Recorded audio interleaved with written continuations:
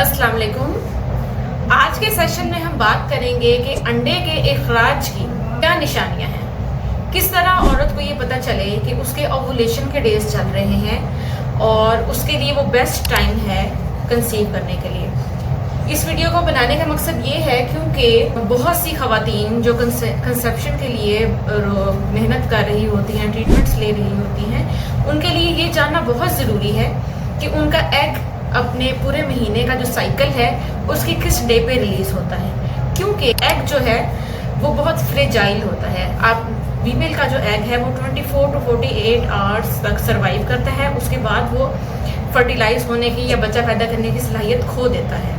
तो रिलीज होने के बाद बहुत शॉर्ट टाइम होता है जिसमें अगर आप अपने हस्बैंड से नहीं मिलती तो आपके फर्टिलिटी के चांसेस बिल्कुल कम हो जाते हैं।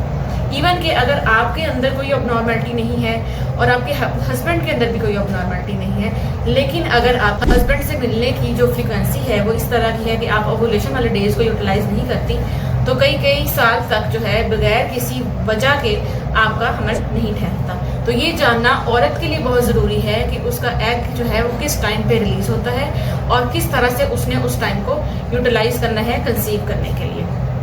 तो नॉर्मली जिन फीमेल्स में साइकिल्स रेगुलर होता है उनमें मोस्टली 13 to 14 डे पे एग जो है वो रिलीज़ हो जाता है।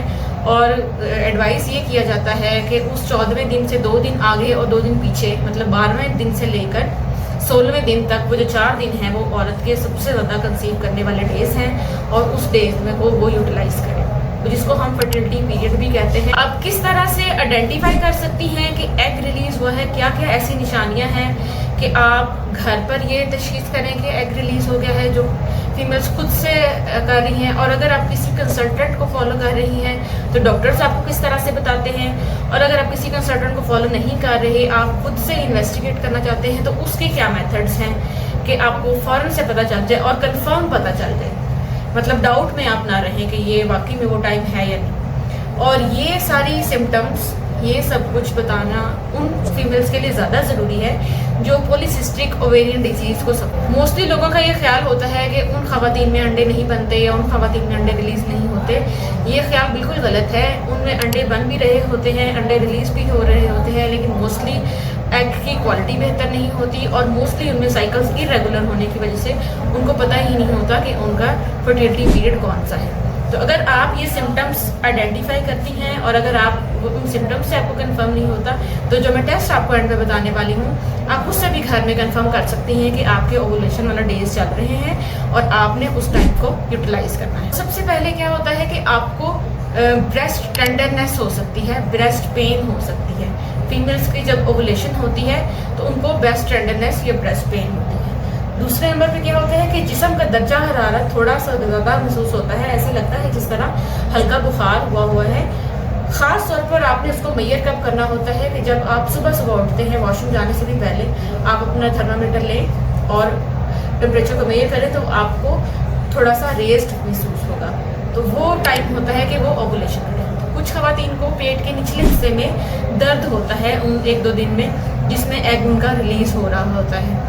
और पेट की एक साइड पे पेन हो सकता है कि जिस साइड वाली ओवरी से या जिस साइड वाली अंडे दानी से एग रिलीज़ हो रहा है उस साइड पे पेट के निचले हिस्से में दर्द हो सकता है। उसके अलावा क्या हो सकता है कि जो आपकी सर्वाइकल म्यूकस है, जो बच्चेदानी के मुंह के साथ जो डिस्चार्ज होता है, वो डिस्चार्ज थोड़ा सा स्टिकी और वाटरी हो जाता है, जिस तरह अंडे की सफ़ेदी जैसा हो जाता है। और उसको अगर आप अपनी फिंगर्स के दरमियान में उसकी धार बनाएं तो वो बिल्कुल एक तार सी बन जाती है, वो थोड़ी म्यूकॉइड सा हो जाता है, तो उससे भी आप आइडेंटिफाई कर सकते हैं कि आपको ओवुलेशन हो रही है। कुछ ख़वातीन जिनको पहले डिस्चार्ज नहीं होता उनको उन डेज में सर्वाइकल डिस्चार्ज स्टार्ट हो जाता है और फीमेल्स उसको लिकोरिया से जो है वो कंफ्यूज कर लेती हैं। इसके अलावा क्या कुछ फीमेल्स में जो है सेक्सुअल डिज़ायर इंक्रीज हो जाती है, कुछ फीमेल्स में मूड स्विंग्स और इरिटेबिलिटी इंक्रीज हो जाती है।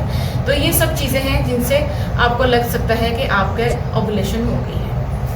उसके अलावा साइंटिफिकली हम इनको कैसे चेक कर सकते हैं, अगर आप किसी डॉक्टर को फॉलो कर रही हैं तो वो अल्ट्रासाउंड पे आपको बता देंगे कि आपके जो अंडे का साइज़ है वो अब कितना है और अब आपका एग जो है वो रिलीज़ हो गया है या होने वाला है। और अगर आप किसी डॉक्टर को फॉलो नहीं कर रहे तो उसके अलावा भी ओव्यूलेशन स्टिक टेस्ट होता है, जो कि स्टिक आपको और फार्मेसी से इजीली मिल जाती है।